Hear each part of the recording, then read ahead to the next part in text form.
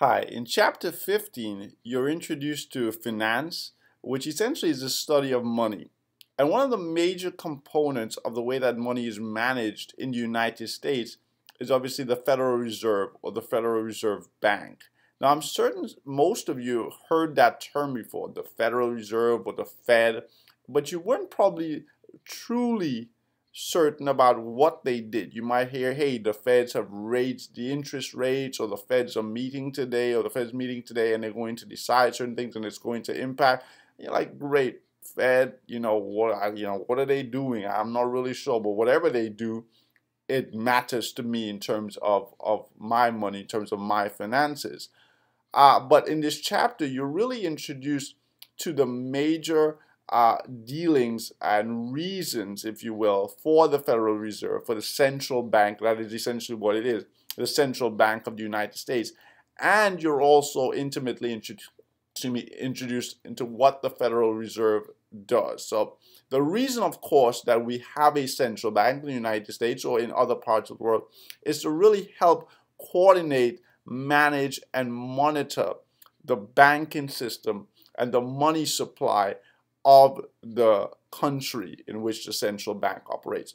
Without this coordinating mechanism, what you will have is essentially the independent vigilante dealings that were characteristic of the late 19th century, really into the 20th century, where you would see institutions fail because there wasn't that oversight, there wasn't that scrutiny, there wasn't these principles, checks and balances put in place to help protect people and protect the assets and the money of institutions and individuals. And so essentially the central bank steps in as that entity to coordinate, to account for, and to also be used, and this is a term that's kind of used for the Federal Reserve as the last bank of resort, or the last lender of resort. So basically, that's kind of where the central bank stands at.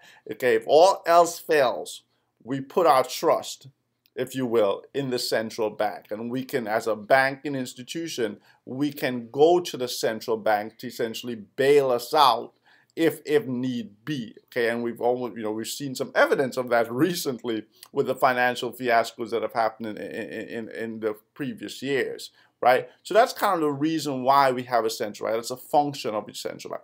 One of the chief jobs or roles of the central bank, or the Federal Reserve, is to manage the money supply. And what we mean by that is to kind of basically dictate, to some regard, how much money is actually in the economy at any given time. And of course, that's important because you have to think about money just like any other good or service, right? It follows the same types of principles of supply and demand.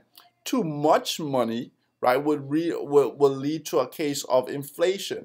You'll see a price of bread will become $55 or $100, right? Because there is so much money, so much cash in the actual system, and the value of that money would decrease, of course, the buying power of that money.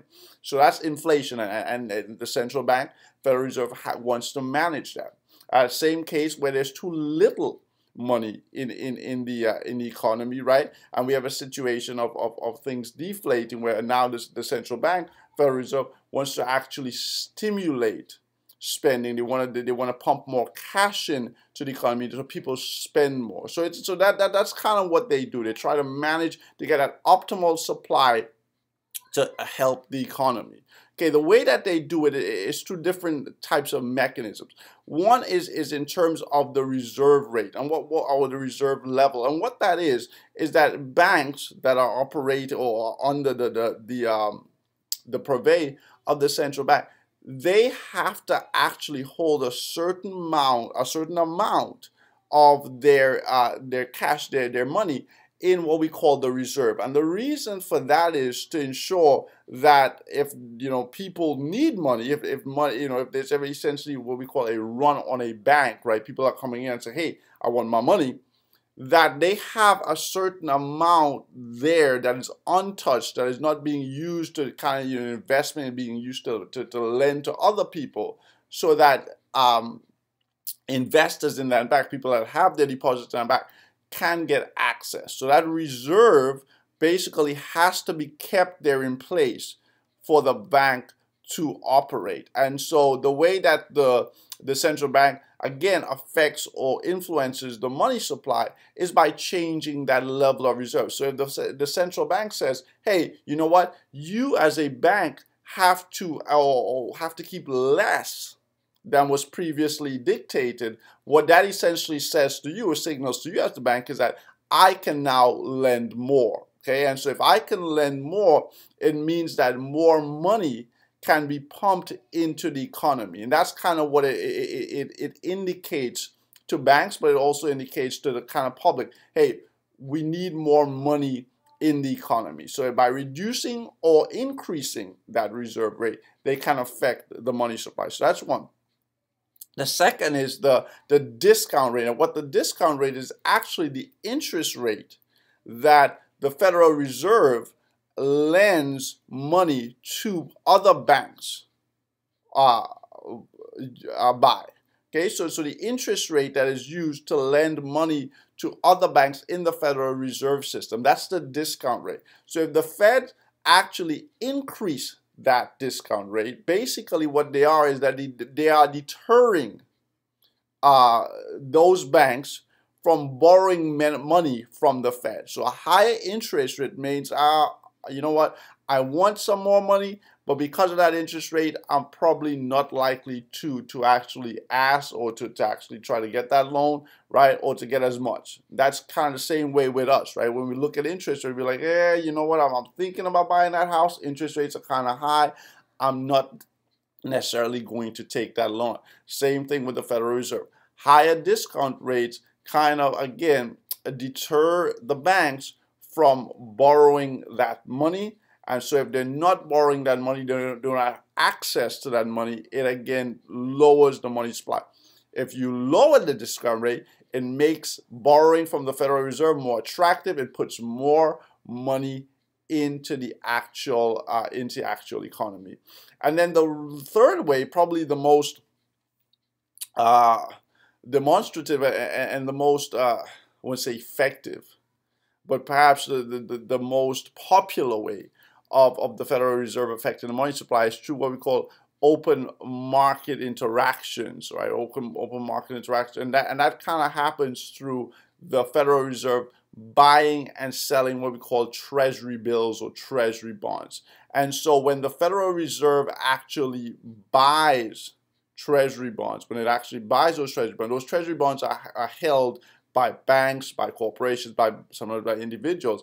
When they buy those treasury bonds, what they are essentially doing is that they are taking those bonds back and they are providing cash to those entities. That cash can now be put again back into the economy.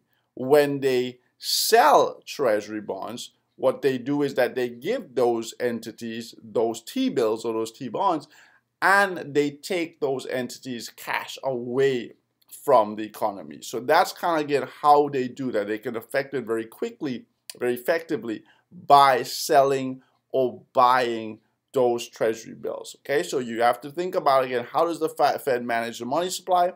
One, the reserve levels, right? What banks have to keep, if you see, essentially in their vault, right? Don't touch it, don't lend it out, don't invest it anywhere. You have to have that. If that is high, then there's less money to be used, to be lent, to be put in the economy. It has to be kept away. Secondly, the discount rate, the rate at which the central bank lends money to other institutions, other banking institutions. Those, if that rate is low, then banks are more likely to borrow. That money then gets into the money supply, into the economy. If the rate is high, then those banks are not necessarily going to want to borrow, and so that money is kept out. And then thirdly, as I said, those open market situations where T-bills are bought and sold, okay? So a very rudimentary understanding, but I think it gives you an idea of, again, how money is managed, how the Federal Reserve acts and how they can influence the state of the economy.